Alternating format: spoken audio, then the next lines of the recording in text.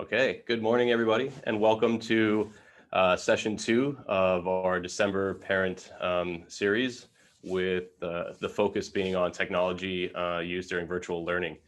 I just want to welcome back any of those of you who joined us last week. And this will be the second of 3 sessions. And once again, for those of you who were here last week, we know that since our time then, the situation in Korea has changed again with regards to our virtual learning necessities. And so it is even now more of an imperative that we build a strong relationship with our technology use and build the right behaviors with our children for actually learning with these devices. So once again, I'd like to iterate the point that we are really trying to build a partnership here with the school, you as parents, and then your child with their device and build the positive behaviors needed for learning. Just a reminder that we will have a third session, and that's next week. Next week's session will focus on the devices that your students have in their hands and some ways for you as parents to monitor what they're actually using those devices for. As well as learn some strategies or some tricks to kind of help maybe curb some of the addiction to those devices or some of the distractions that the devices can cause. And of course, we will look through some of the different settings we can set up so that the devices themselves are more useful for learning as we look at screen time and some restrictions that we can put on. And really, we'll have a conversation around what is completely open and free devices, and then a completely locked down device, and where that happy medium is for us to really use these tools for learning. And so that's the third session. That'll be next Tuesday at the same time. So come along there, and we'll have a chance to even help you set up some of these devices if you have questions at the time of. I would also like to just remind everybody that if you are having specific technology issues, whether it be with an educational piece of software that's being used here at school or with the device itself, please don't hesitate to use this form, and one of the members of our EdTech team or one of the members of our IT team will respond to you as soon as possible.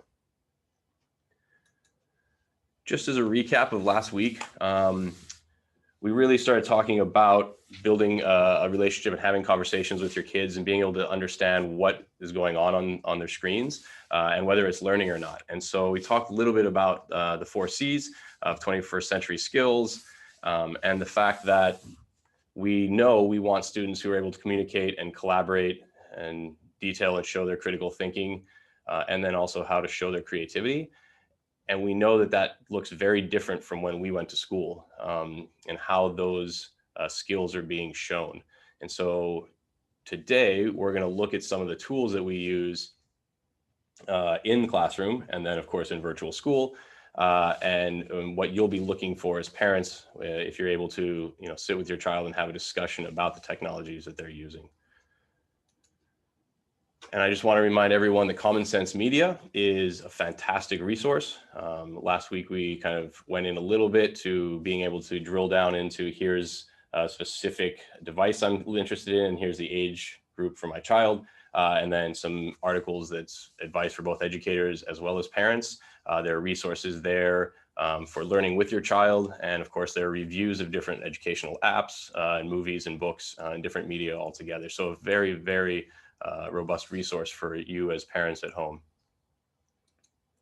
So today, we're going to take a look at what the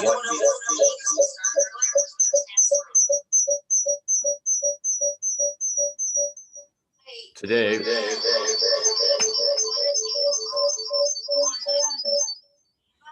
we're going to be looking at some of the devices that some of the platforms that we use, apologies for the sound there, some of the platforms that we use and some of the essential apps for learning here at KIS. And so we'll take a look at what these interfaces look like so that you as parents, if you're with your child, can really see what they're doing and then of course help them stay focused when they're in these platforms and understand what the capabilities of some of these are. A lot of what we're going to do today is going to be looking at what it looks like from the child's perspective. and not necessarily what it looks like from a parent account. And so once again, last week we talked about having conversations with your child about their technology use, and this is a really big piece of that. It's really helpful to sit down with them as they're going through some of these activities and kind of notice what they're doing. And so a lot of the stuff we're looking at, I'll look at the parent account with you, but then really show you what it looks like from the student side. And so these are sort of the things we'll look at today, and we'll kind of go in the order from left to right, top to bottom. And these are the apps that are kind of used throughout the school, regardless of division. And I just want to give a quick plug. Mr. Peterson from the elementary school asked for all the elementary parents just to know that on the 13th of January, there'll be a much deeper dive into SeeSaw. We will look at SeeSaw, the interface today, to understand how activities are organized and where to find the sort of to-do activities, the calendar within SeeSaw, how to create a post, as well as looking at a calendar of events coming up. But there'll be a much deeper dive into SeeSaw at the ESPTO meeting come January 13th. So without any further ado, I'm going to go ahead and jump into some of these platforms. So I'm going to start with Google Classroom. First thing to know about Google Classroom is, as a parent, you really want to sign up as the guardian of your child and make sure that you get and enable notifications either daily or weekly. So this, if you aren't already signed up for this, this requires the teacher to send you an invite. So if your classroom, the teacher hasn't sent you an invite, please get in touch with them and have them send you a parental invite. Your students can also do the same. They can invite you as parents if you're in their account. But let me show you what it kind of looks like. On the left side here is the first email you'll get. You'll get an email from Google Classroom asking if you are the guardian of the student, and design is my student. And so if I click on the accept there, I get taken to an interface that allows me to choose whether I want to have notifications. I have chosen to have a daily summary. You can also choose a weekly summary or no summary at all. And so on the right here, you'll see the type of summary that you would get as a parent. And if you scroll down, you'll see that my child is enrolled in 2 classes in Google Classroom. One is the 5E ITL class, and the other is computer-aided design. So what you'll see is the student work that's due in the next few days, a quick summary that gives you an easy ability to see what's going on. And then any activity that's happened in the past day, such as any announcements or assignments that are going to either be coming up or were assigned that day. And so it breaks it down by a summary of due in the next few days, as well as the class activity between the 2 classes. So something to make sure that you are on top of is that you're getting summaries somehow for any classes that your student is in Google Classroom. It's a really easy way to stay on top of what it looks like. And for Google Classroom, that really is the only thing that parents get from their account. There is no Google account for parents other than those weekly summaries. So let's look at what it looks like from a student perspective. So one of the things that's really nice about Google Classroom is, as a student, when I log in, and this interface looks very similar on the iPad in terms of how it breaks down the classes. When I come to my home screen for Google Classroom, you'll see that I have the teachers, I have the classes, and then I have a little box here that shows me what's coming up in terms of assignments that are due. Something that's very, very important is this to-do box up here. And if I look at the to-dos, I'm able to, once again, I'm able to look at all classes together. I'm also able to drill down into specific classes to find out just what's due, say, in the CAD class. And it gives you things that may or may not have a due date. It gives you things that are due this week, next week, and then stuff that's later. So if I look at some of the things for next week, I have to watch a video, and then things that don't have a due date at all are listed on there. The other thing you can see is anything that your child has done. So for example, my child has completed an assignment, and if I click on the done area, I can see all the things that have been turned in, as well as if there's a grade associated with it, and whether it was turned in on time. So just from the to-do list from your student's account, you can see what's been happening here. Now, if I look at this assignment, you'll also notice that there is a rubric attached to this. So a lot of things happen when you drill down and go into an assignment itself. So here was the assignment. The teacher decided to give this a mark out of 100. So there's the score up there for the assignment, but there's also a rubric attached with proficiency levels for each of the standards that this class has. So for designer, and then 2 different standards for contributor. It's a really great way to kind of see an overview of how they did with regards to standards and benchmarks. So if I go and take a look at designer, I can open that up and see what the actual task was, as well as the score that I got on this assignment. So I can do that for each of the benchmarks and really drill down into what exactly was being asked of the students and what their proficiency level was in terms of the assignment. Now, these actual proficiency levels will differ depending on what division you are here at KIS and what classes you're in, but these rubrics are a great way to kind of see where the students stand with regards to this, say, project or assignment. The other thing that's very nice is you'll see that there's a private comment for this, and the teacher has come back and given a private comment to me as a student about what I need to do. So right here, it gives me the option here. If you reattach a final reflection, I will reassess the final contribution. So if I look at this contribution piece, this is sort of not quite where I'd want it to be, but the teacher has given me a private comment with an option of how to increase that score or to improve my standing with that benchmark. This is something that students often miss, the ability to resubmit work. And so once a teacher has returned something in Google Classroom, there's an ability up here to resubmit this assignment. And so with a comment especially, I'm able to go ahead up here and maybe create a reflection and then hit resubmit.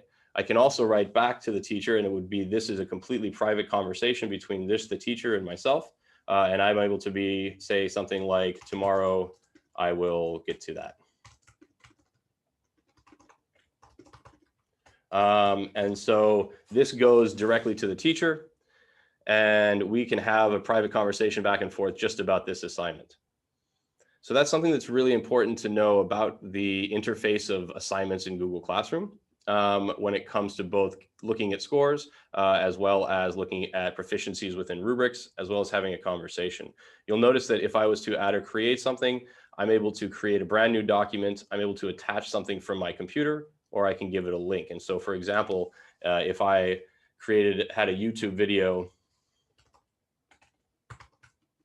that was an actual link of my reflection in video format, I can attach that as my submission and then click on resubmit.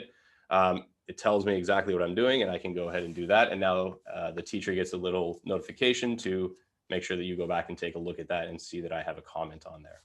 So that's from the to-do list. So a good place to start is to sit with your child and take a look at the to-do list. You'll see things that are assigned, things that are missing, and things that have been done. And if it's done, there should be a score next to it or a filled out rubric.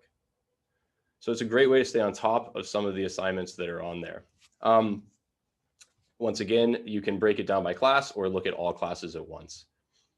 The other thing is a calendar. So if I look at a calendar, I'm able to see very quickly what's going on this week based on different classes and able to actually look into each assignment. So I'm able to look into this assignment of CoSpaces build by just clicking there.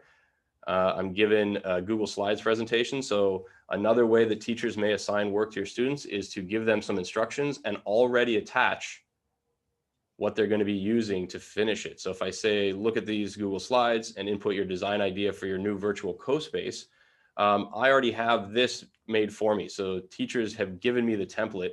And as I go into this template, I'm able to see a slideshow that's unique to myself.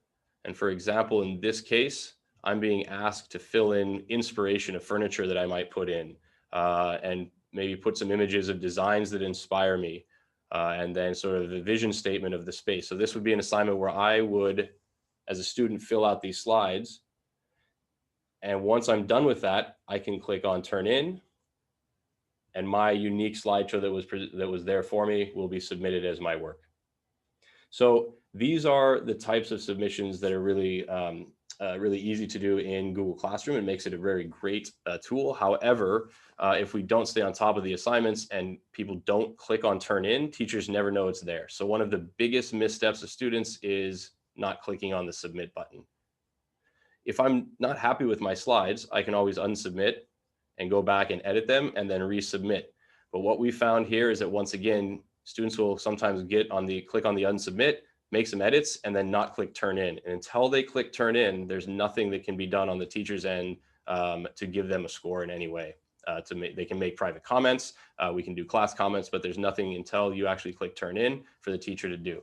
So a very, very important step is making sure that you submit the work.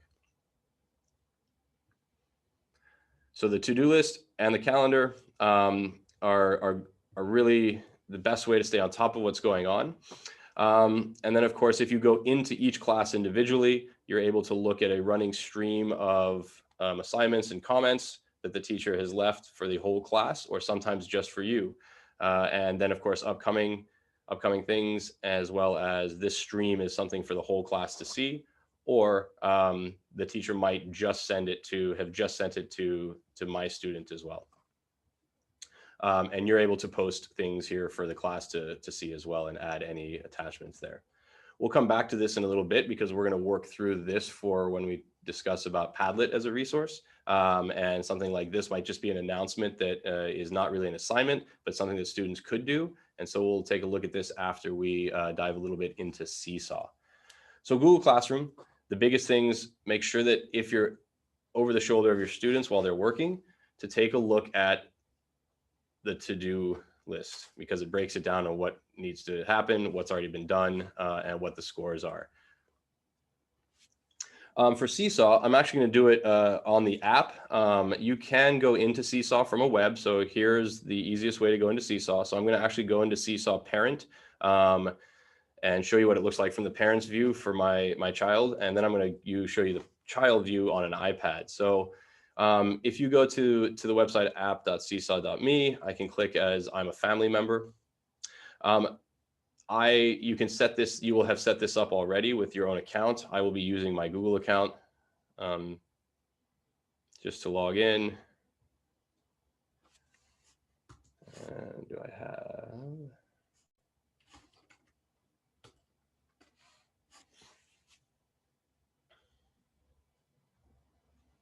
All right, so I've logged in with my family here. And so on the parent side, what you actually see is you can see anything that's in the child's stream.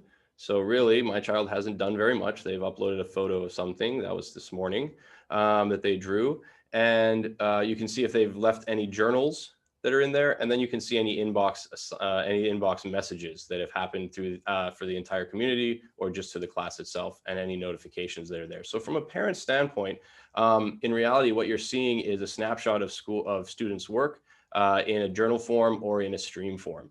However, it's really tough to stay on top of what your students are doing because you don't get notifications or to-dos or anything like that. And so, if you give me 1 second here, I'd like to show you what it looks like. From the student view in an iPad.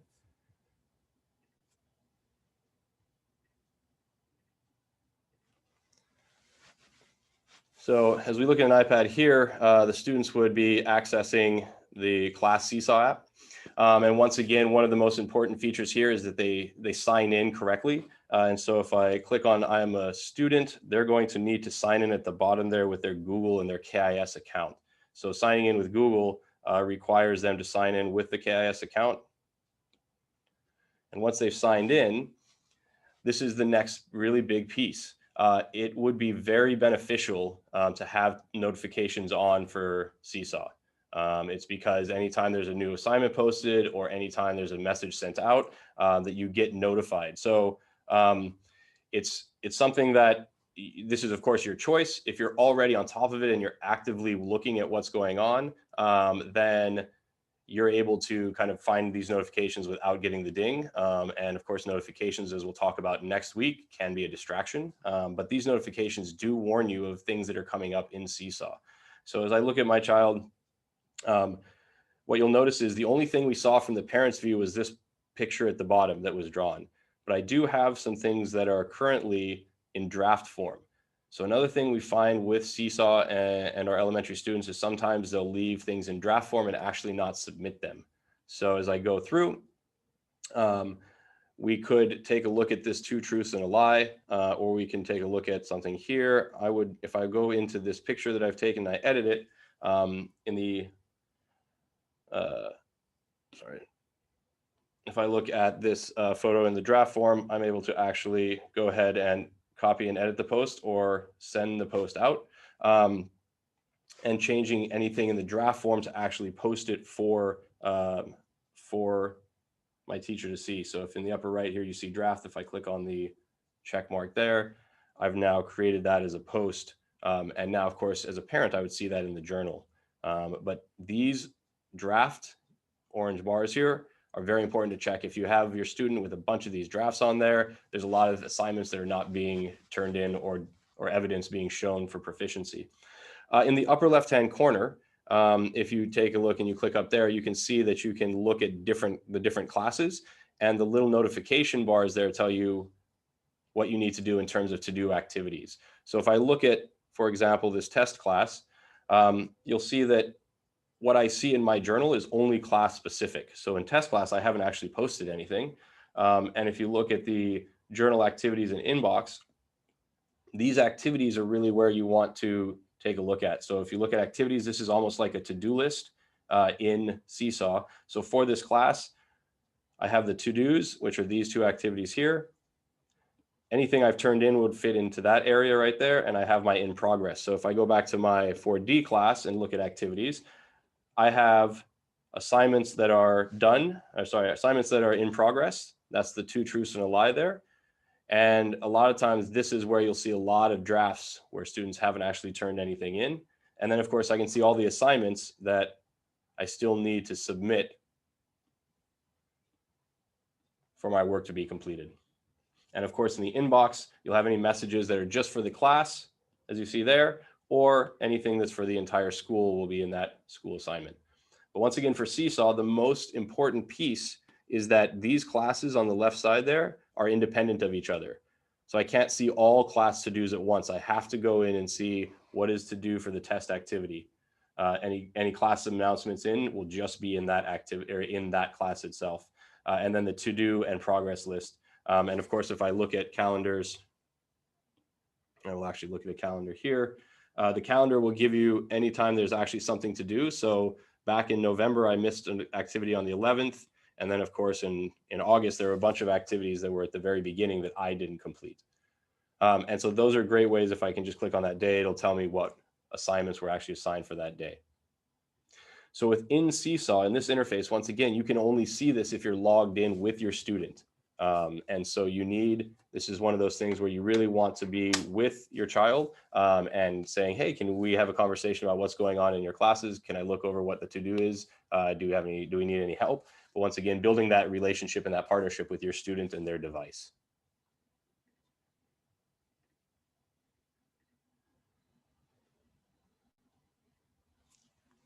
I'm gonna take a look at Padlet right now. Padlet is a tool that's used widely pretty much throughout the school, but the use depends on what division you're in as to how how in depth they use this tool. So it's a great tool for leaving messages. It's a great tool for building resources. It's a great tool in secondary for kind of dumping in and finding a whole bunch of resources. And because you can have it be collaborative, you can have a class that is working on some form of paper and you want a whole bunch of resources shared, and each individual in the class is collaboratively finding these resources. But one nice thing about the Padlet that we have here at KIS is it is protected. So you have to have a KIS account to log into it. So this right here, for example, in computer design, I just wanted to say, be sure to check in with your classmates and make sure that they're staying healthy. Use the Padlet to leave them a note. So this is just a very simple option for this. So if I look at this Padlet is really, just think of it as a wall that you can throw a bunch of Post-it notes on. However, those Post-it notes are have the ability to have text, titles, and then a lot of other sort of multimedia things that can go into it. So for example, here, I'm going to just simply, if I double click, I get the option to add something else. And so every student in my class might be able to go in and leave a note to the classmates to just say, hey, hope you're still staying healthy and everything is good. Please have a great Christmas, or please have a fantastic holiday. And the addition to this is what's really nice is you have the option to add a whole slew of things to make it more interactive. So for example, any link, so in terms of research, you could put in links to research articles. You can actually search Google for images. You can even record your screen, or for example, I could draw something very quickly to just wish someone a nice, happy, smiley face, and then save that and send that off in a note. But of course, we could make those diagrams much more complex if we'd like. And then the option is also, because there's many settings on how these walls look, you have the ability to post, and then people have the students have the ability to like upvote and downvote. So you can like something, and students are able to like things. You can set it up to have upvotes or downvotes if you have really good research, or if you have, if you have drawings or different diagrams for scientific purposes, you can have people, put the post-it notes in the right order by simply upvoting or downvoting. So it's a really useful tool, but in essence, it's as easy as going to the wall, making sure that you're signed in here with your KIS account, and then clicking on the plus at the bottom, or simply double clicking and then adding a post and leaving something with some multimedia in it if you'd like. I think this is even, so we could search for Lotte Tower and we could save that in there, and someone could find the link to Lotte Tower if they like. But a lot of different options to do, and it's really something that is quite creative in the way that you can begin adding resources to, or adding messages back and forth. And then finally, I want to, before I kind of go into sort of another activity, the last one that's really used quite a bit, definitely at the lower elementary, and then a little bit more once you get into clubs in high school, is Flipgrid. And so once again, Flipgrid is something that requires a KIS account. So it's fantastic because these videos are protected within the KIS Google domain. And so anytime someone accesses a Flipgrid from KIS, they have to log in with their Google account. So I'll go ahead and log in with my teacher account. And in this case, we're doing projectiles in class. And so we want to make sure that students are able to give some comment on their current progress. Now, the nice thing about Flipgrid is it's a video version of leaving information. So I can write comments in text, but in general, I'm going to record my response. So if the teacher is asking me to kind of give me a current progress with regards, if I click on this video, I'm going to go ahead and import one right now because my camera is actually being used for the Zoom. So I'm going to import a video, and I could, of course, record myself saying something, but I'm going to instead import in this movie right here. And so what I've done is I've actually shown a video of my catapult working here. And so let's see if I can, let's see if this works. So yeah, oh, perfect. So there's my catapult moving, and this is how I'm going to describe my, current progress on the project. I'm able to edit and trim this video. I'm not going to bother doing that right now. I'm just going to say next. And then of course, I'm going to add my name tag. And we'll do it with neon, save that. And then I can give a link and give a title and go ahead and submit it. Now, what's great about this is that could have been a selfie camera of me explaining my project, or I could upload a video of me doing the project itself. But once this is uploaded, the real power in Flipgrid is being able to comment on other people's submissions. And so the applications for Flipgrid on an educational level are just phenomenal in what you can actually do. And so once my video is posted, anyone who can get to this Flipgrid wall is able to see my video. They're able to watch it, and they can leave comments either on text, or they're actually able to also record a video comment back. And so they can actually record themselves giving me some form, they can record myself giving me, giving feedback on how my projectile was launching or the angle or things like that. And so the most important piece of Flipgrid is, once again, it's the video expression piece that is really fun. You can do it really quickly with a mobile device. You clearly can do it with a laptop as well. However, the one thing that's really important is Flipgrid.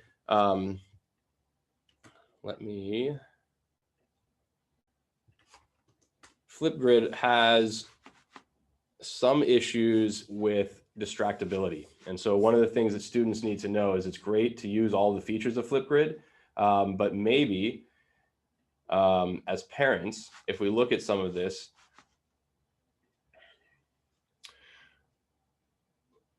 we're going to see that it's not going to pull up my camera because, once again, we're in the Zoom, but I'm able to add all of these different things to my selfie video. So I'm able to add glitter, and then students will add a couple of emojis, and they'll say, yeah, I want that emoji. And so what you end up seeing is you see the selfie video that's happening, but you also begin seeing students just littering their video with all this distraction. And it's fun.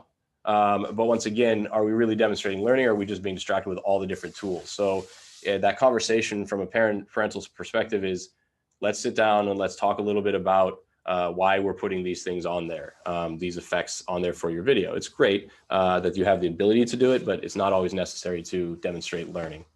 So Flipgrid is a fantastic tool. But once again, as a parent, it's useful to know that sometimes all the features can be distracting rather than something that you want to demonstrate learning.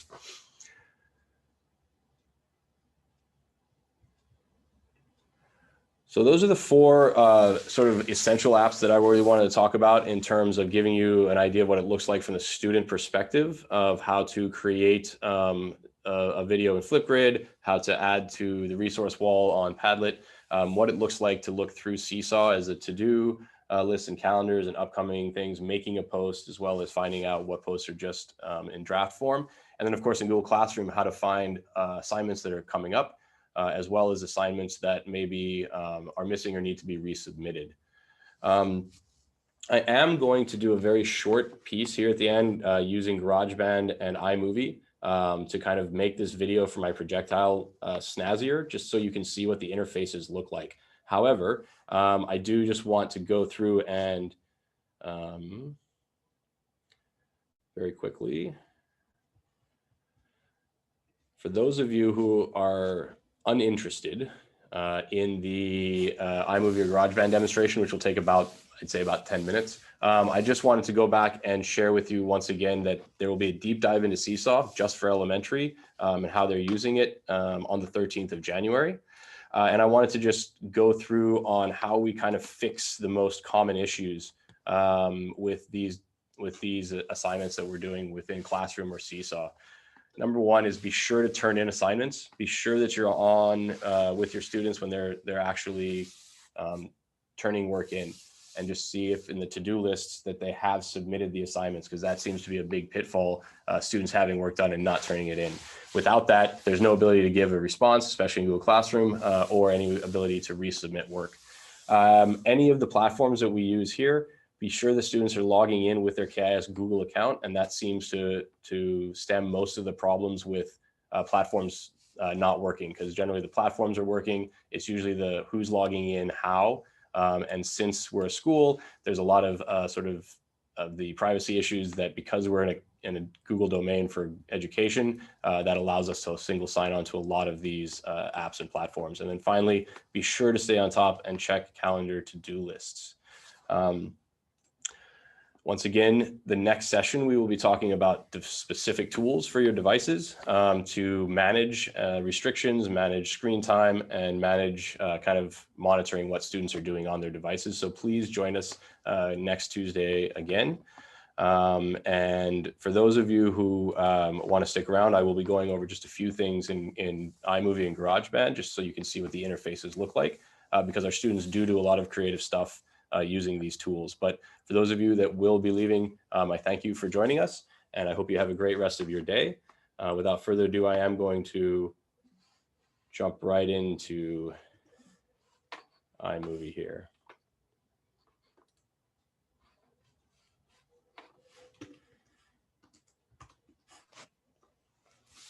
So for those of you who are interested in any of the creative aspects of iMovie and GarageBand, I'm going to do a very short piece on, I'm going to take the movie that I just uploaded to Flipgrid for my video on projectiles.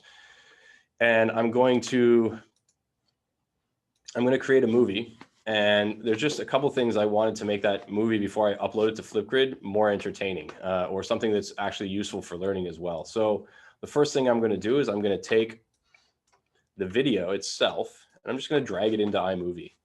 And if I take that video and drag it in, you'll see what iMovie will do is it will automatically create a timeline for me of what's happening here in this video. And so I can scrub back and forth. So you'll see students doing this a lot. This is really nice because it gives me an exact point of what I might want to do with something. So actually what I really want to do is I'm not going to change it too much just in the essence or to keep time. But what I really want here is if I do this, I want this video right now to change right when the ball is released from my catapult.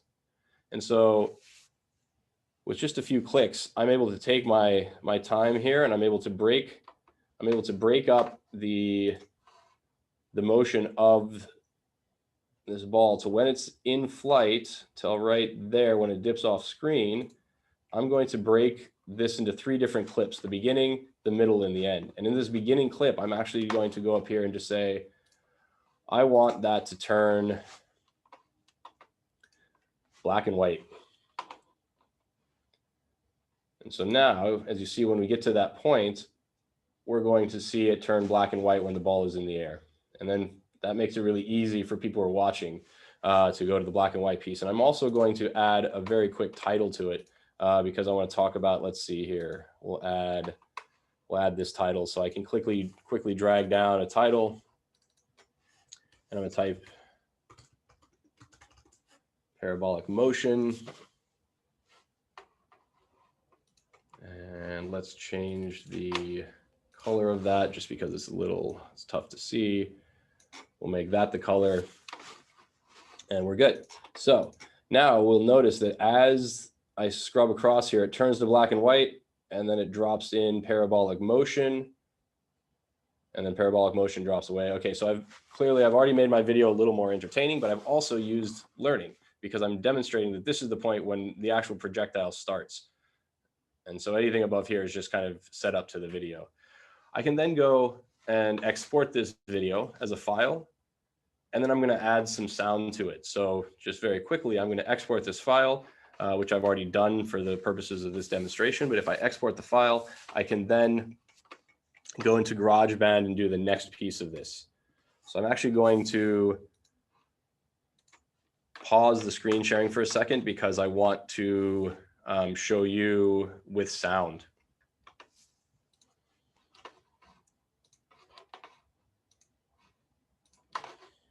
So now I'm going to create a new GarageBand project.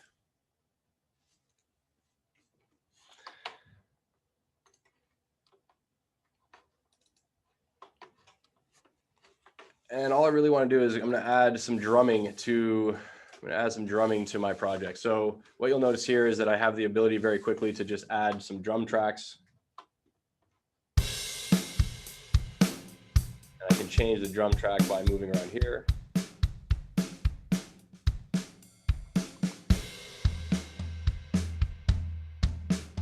Okay, I like that. But what's really cool about GarageBand now is I'm able to take that video that I exported, this parabolic motion video, and I'm able to drag it right into GarageBand. And what's really nice about that is now I'm able to go in GarageBand and see where, let's see, right where it turns to black and white and drops in parabolic motion. I want to have the drums start right there, right before it does that. And so in similar fashion, I'm going to go in and I'm going to cut this track. And I'm going to have the drums only working until we go back to color. All right, so I actually want the drums to start right when we go into black and white. So I'm going to drag this drum track to start there. And I only want it to go until we leave and go back into color. So we're going to delete that.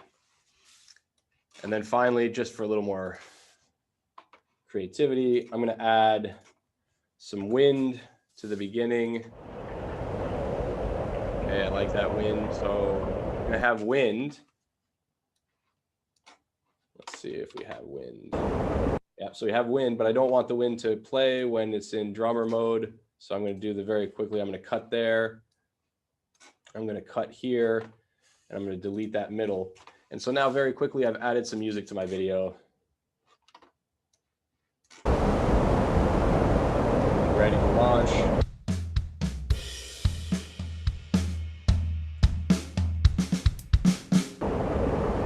Okay, nothing spectacular, but that was an extremely quick way to just add audio over a video within GarageBand and iMovie.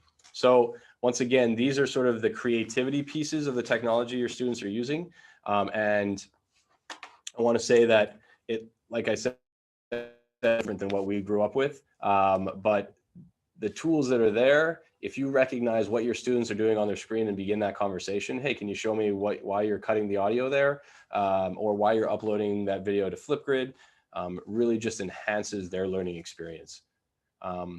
Once again, I want to thank you for joining us today. And please join us next week on Tuesday for a dive into the device itself. What tools are on these devices to monitor usage, as well as have some control over the what and the when of students using these devices, and then to take a look at some of the research around how these devices can become addictive, or how to maybe curve some of that excitement around the device itself. So I thank you again. I hope you have a fantastic rest of your Monday, and we'll see you later.